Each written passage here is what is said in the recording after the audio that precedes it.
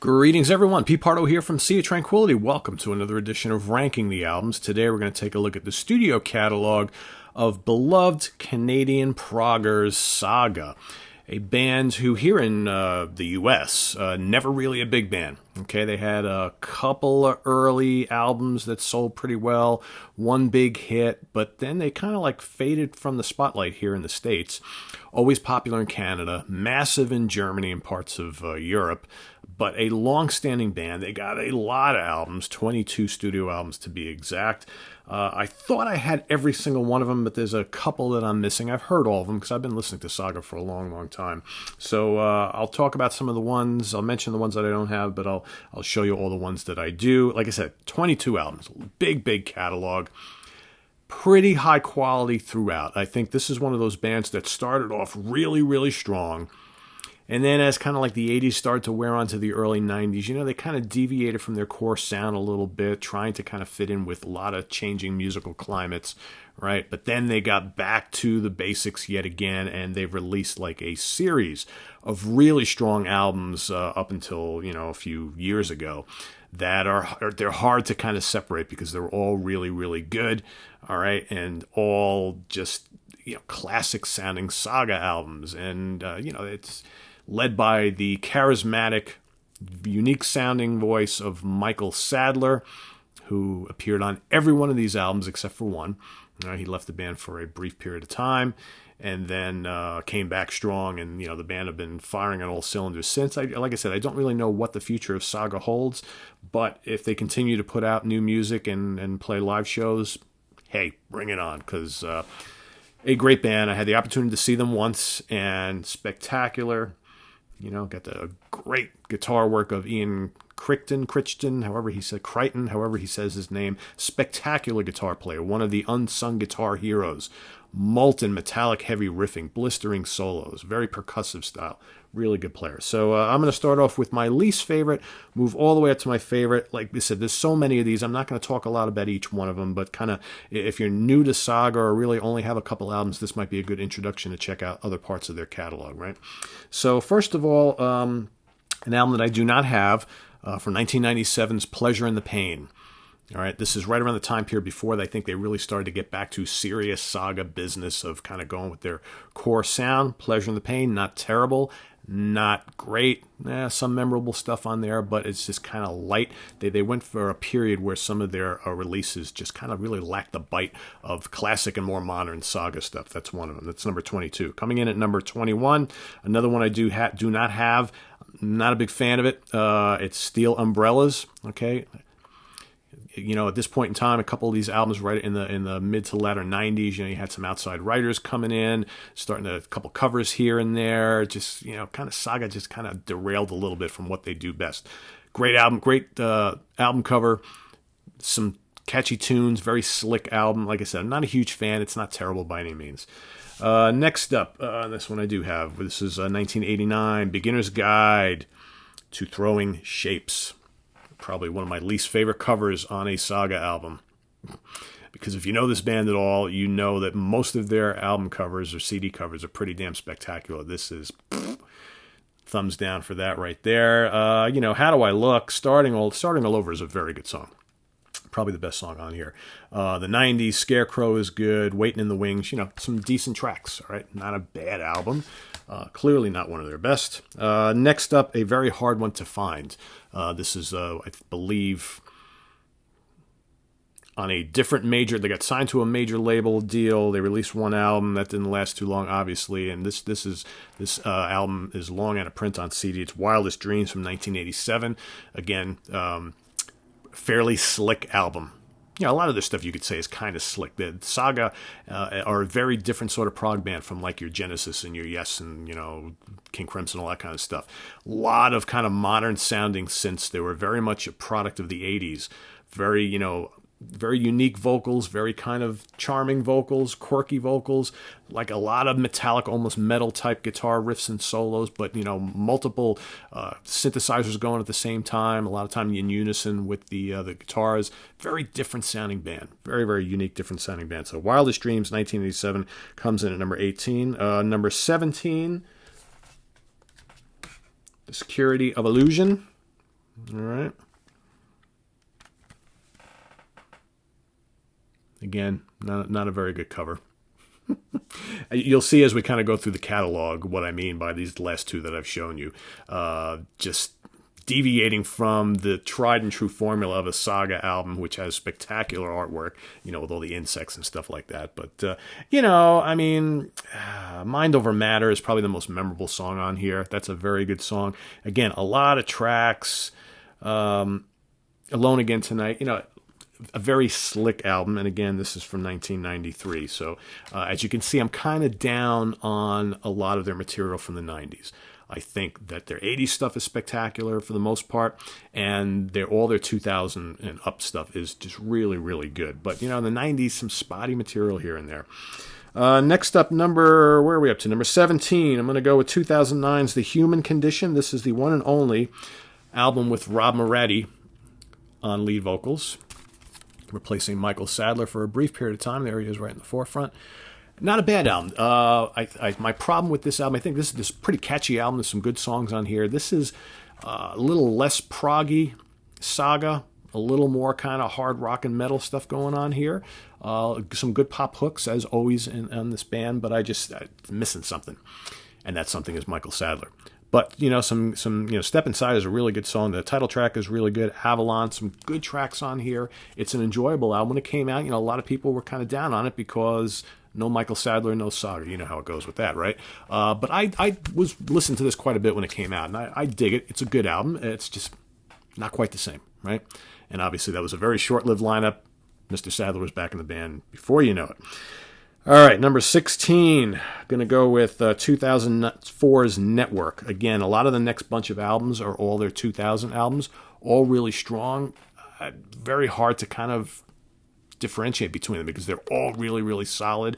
The order could change any time on these because I like all these a lot. This is Network from 2004. Very strong stuff. A lot of these albums they just kept pumping them out, and everyone's enjoyable. Got some really good songs on them. It's hard. There's nothing to dislike on these albums at all. Maybe they're not as kind of overly memorable with instantly catchy songs like their early part of their catalog, but still really, really enjoyable, crunchy prog rock album, modern prog rock albums. All right, 2006 at number 15, going to go with Trust. I absolutely love the packaging on this bad boy. Check this out. Right.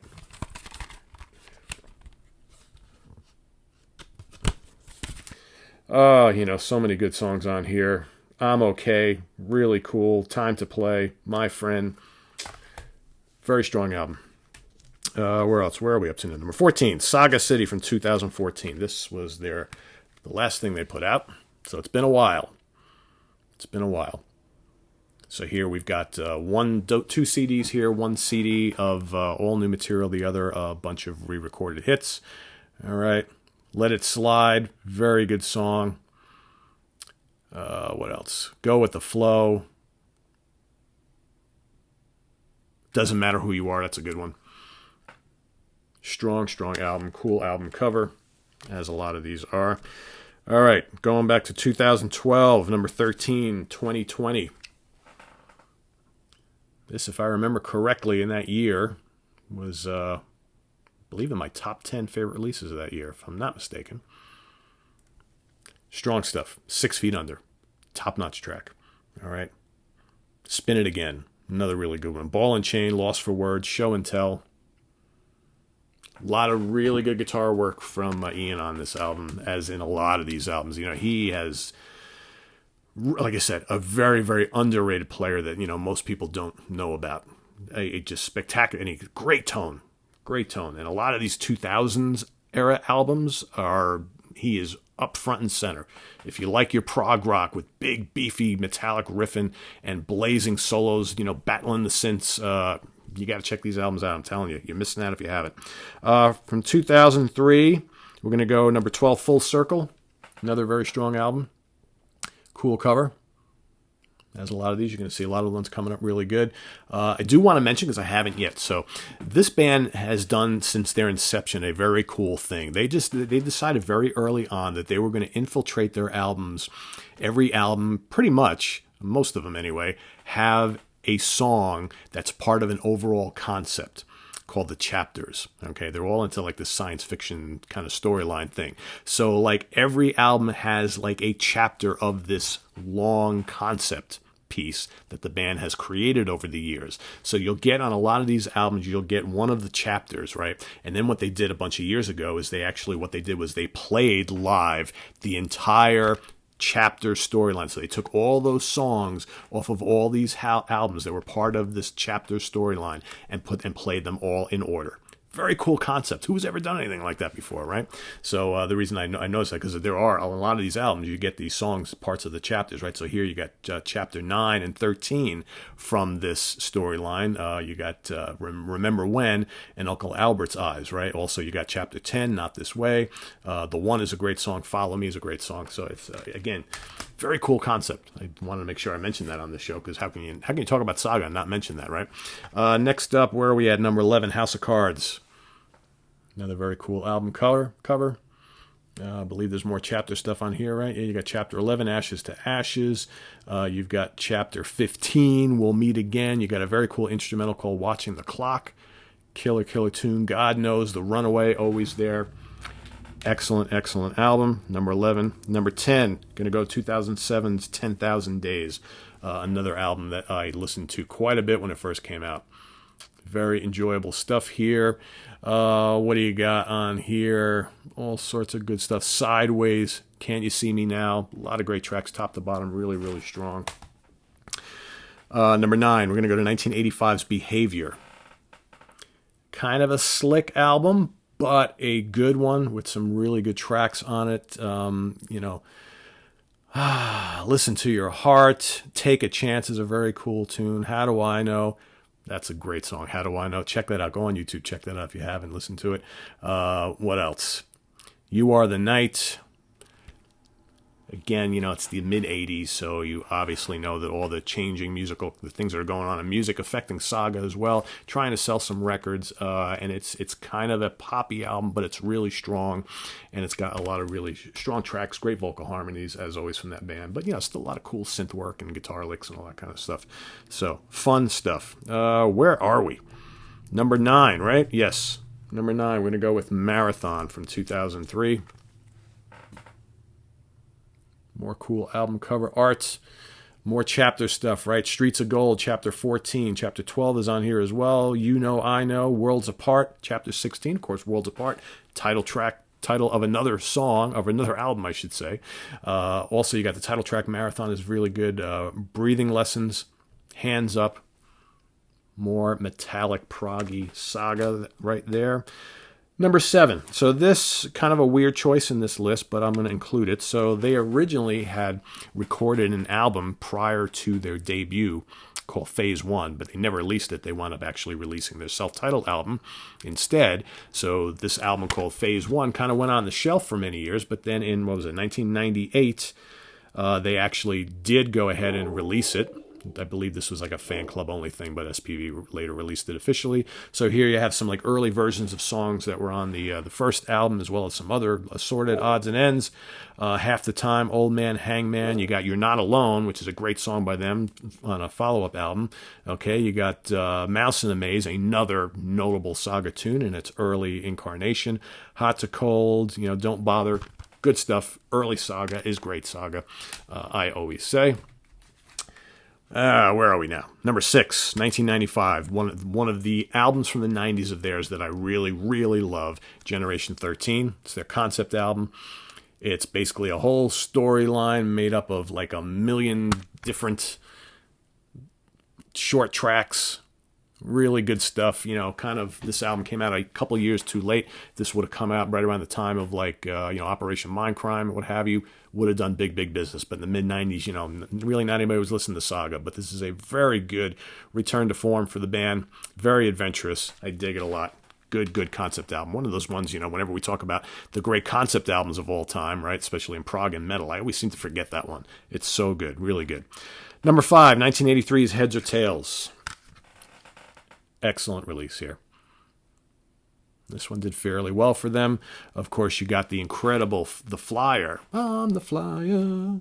One desire. Great song. Great song. Catwalk. Another really excellent, memorable song. The Sound of Strangers. Intermission. Social Orphan. Scratching the Surface. Fun album, folks. All right. These are the cream of the crop here. We're going to go with Images at Twilight from 1979, perhaps my favorite album cover by the band. That is just awesome, right? You got the little insect alien, right, on his little, almost looks like a surfboard, but it's a little ship. He's kind of doing the Silver Surfer thing for all you comic book fans. This is top shelf Saga. This is them, those first handful of albums. They're easily their proggiest. You got It's Time, which is chapter 3. All right, a lot of chapter stuff here still.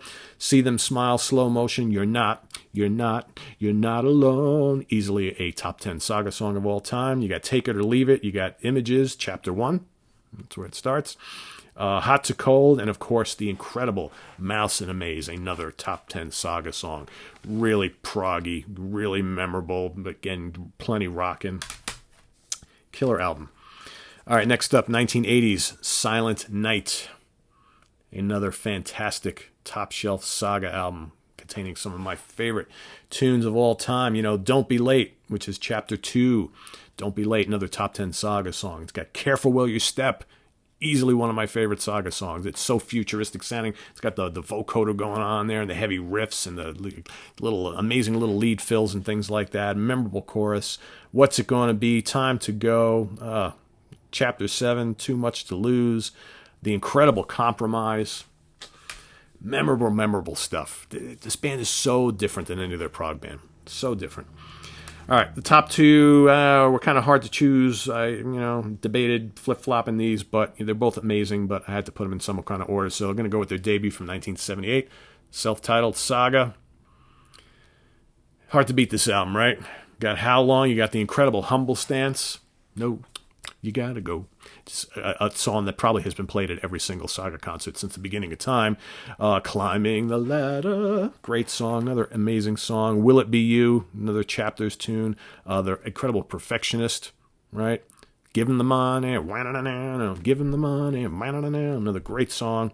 Ice Nice, mystical, whimsical, fantastic tune, and of course another Chapters piece, Tired World. A really amazing album. Only bested by perhaps their best-selling album of all time. Probably best-selling for a reason. So many great songs on here. Of course, we're going Worlds Apart from 1981. Might have seen a different album cover wherever, depending on where you were, right? I think here in the U.S. the album cover was different. This is the original album release. But a fantastic song. Of course, it's got, On the Loose, which is their biggest hit ever. Time's Up. Wind Him Up, another top 10 Saga song. So many great songs on here. It's top to bottom. It's catchy. It's memorable. So again, this is 1981. So the new decade, a lot of bands going for a more kind of commercial sound and appeal. I think the Saga still held on to all their prog leanings, but made their music very accessible for the masses. So a lot of great pop hooks, but crunchy hard rock guitars, a lot of progressive rock style synthesizers and keyboards, amazing vocals, great rhythms, just a fantastic album. And there you have it. 18 minutes. I was able to get into 22 albums, so I'll read them all back to you. So coming in at number 1, Worlds Apart. Number 2, Saga. Number 3, Silent Night. Number 4, Images at Twilight. Number 5, Heads or Tails. Number 6, Generation 13. Number 7, Phase 1. Number 8, Marathon. Number 9, Behavior. Number 10, 10,000 Days. I didn't do that on purpose. Number 11, House of Cards. Number 12, Full Circle. Number 13, 2020. Number 14, Saga City. Number 15, Trust. Number 16, Network. Number 17, The Human Condition. Number 18, The Security of Illusion. Number 19, Wildest Dreams. Number 20, Beginner's Guide to Throwing Shapes. What number am I up here? 21, Steel Umbrellas, and 22, Pleasure and the Pain. There you have it. Lots of Saga, guys. God, my hair. Man, do I need a haircut. Holy smokes. Visit us on the web at www.seatranquility.org. We're on Facebook. We're on Twitter. Of course, we're here on the Mighty YouTube all the damn time. I just realized I'm wearing Pat Travers today, fellow Canadian. So for all you Canadian viewers, doing you justice today, right? Didn't do that on purpose. Just so happened that was the next in the pile to take out. So anyway, what's upcoming? So tomorrow we've got 1969. Favorite album of the year, a tough one. So many great releases. As if today wasn't tough enough, tomorrow's even tougher. So if you haven't seen 1968, that's on the channel, just posted this morning. We've got, if I could squeeze more in today, I might do that. But tomorrow, you got stuff coming up for the next couple days. You've got ranking the studio albums for Hawkwind. Again, I'm probably going to do a condensed version because they have a million albums, and I know I'm missing at least a handful. So I might do a top 10 or 15 Hawkwind or a top 20. We'll see what I do. Or maybe I'll just rank the ones I have. I don't know. Going to rank the albums of the Flower Kings. Going to rank the albums of Spock's Beard. I really should do Transatlantic soon too. Got to do some of that. Give some love to the modern prog bands, right? Got to do it. So that's coming up as well. Also this weekend, Brian Slagle and Steve Keeler coming back on the show. We are going to give our top 10 songs each from King Diamond's solo career, and then Jack Toledano and I are going to do also this weekend our favorite radio hits of the 80s. So that's all coming up. So you don't want to miss any of that stuff. We got prog, we got metal, we got hard rock, we got 80s hits, all sorts of stuff. We do it all here on Sea of Tranquility. So we'll see you guys again real soon. We got more surprises coming up in the weeks ahead. All right, we got more guest stars coming on who are going to be regulars on the show. I'm getting everybody or almost everybody that I can, who has been a Sea of Tranquility writer, contributor over all these 20 years to start making appearances on the show. So that's in the works. Conversations are happening. So going to be bringing all these folks. So, Stephen Reed and John Neerdorf and Carl Sederholm, they're all coming on the show in the weeks ahead. So you don't want to miss their contributions. It's going to be a lot of fun stuff. We're going to see more new product release reviews. Stephen Reed and I are talking about doing a Magnum ranking the studio albums over the next couple of weeks. That's happening. He also would like to do the Wild Hearts, if you dig the Wild Hearts. So a lot of stuff going on, all right? A lot of stuff happening. We're going to bring you tons of content in the weeks and months ahead, so you don't want to miss any of it. Make sure you subscribe. Make sure you tell your friends, okay? And be safe, everybody. We'll see you again real soon. Bye-bye.